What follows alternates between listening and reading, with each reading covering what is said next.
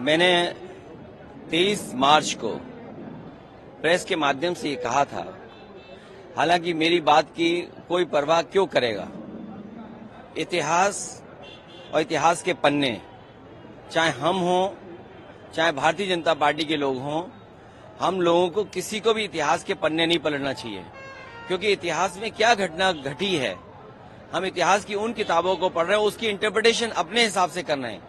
Bharatiya Janata party ने जब भी इतिहास के पन्ने पलटे हैं तो वो पन्ने पलटे जिससे उन्हें पॉलिटिकल लाभ क्या हो सकता है और राजनीतिक लाभ के साथ साथ नफरत किससे फैल सकती है, कौन राजा था, कौन महाराजा था, किसने क्या किया, वो इतिहास की बात है।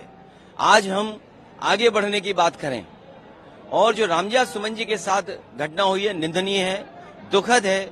एक दलित सांसद जो बहुत ही अनुभवी हैं, बहुत सीनियर हैं, उनके घर पर तब अटैक होना जब मुख्यमंत्री वहीं पर हैं। इसका मतलब मुख्यमंत्री जी की सहमति से हुआ है। ये जो जीरो टॉलरेंस की बात करने वालों का जीरो टॉलरेंस ही जीरो हो गया है। बिना उनकी सहमति के, बिना उनकी जानकारी के ये कैसे संभव है कि उसी जिले में वो हैं और सांसद पे के घर पर अटैक हो गया हो। लेकिन मुख्यमंत्री ने अभी पॉडकास्ट में में बात करी, उन्होंने कहा उत्तर प्रदेश सबसे सुरक्षित और खास करके मुसलमानों के लिए सबसे सुरक्षित है।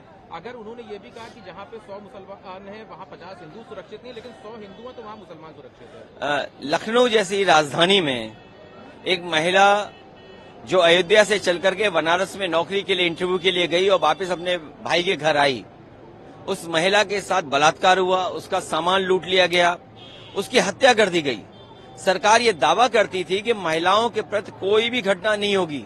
उसके बाद सरकार को मजबूरी में अपना परसेप्शन, अपनी छवि सुधारने के लिए इनकाउंटर करना पड़ा, लेकिन इनकाउंटर से क्या असर पड़ा, दूसरी महिला फिर हत्या कर दी गई। इसी तरह बलिया में एक लड़की लटका दी गई, मार करके, हाथ बांध करके। इलाहाबाद में एक बेटी के साथ बलात्कार और घटना हुई। कौन सा जिला नहीं है जहां पर इस तरह की घटनाएं न हो रही हैं। और फिर उन्हीं के सहयोगी दल के विधायक ये कहते हो कि भ्रष्टाचार पुलिस का है, थाने में लूटा जा रहा है, बेईमानी हो रही है।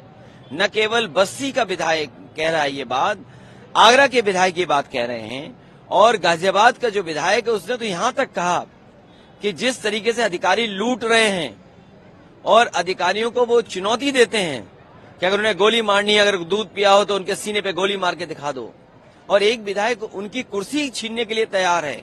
तो ये जो सब कुछ हो रहा है, उस सब को छिपाने